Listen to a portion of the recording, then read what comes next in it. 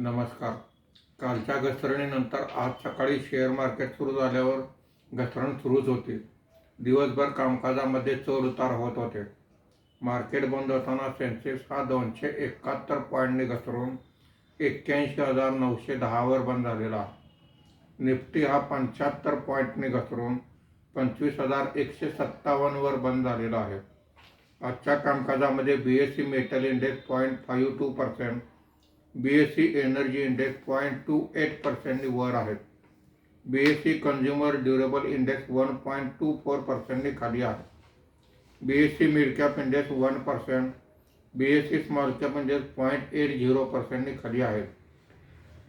आजच्या कामकाजामध्ये निफ्टीमध्ये वाढलेले मुख्य शेअर्स पुढील प्रमाणे: eternal 5.16%, UltraTech cement 1.43%, InterGlobe aviation 1.41%, JSW steel 1.26% अशी वाढ आहे.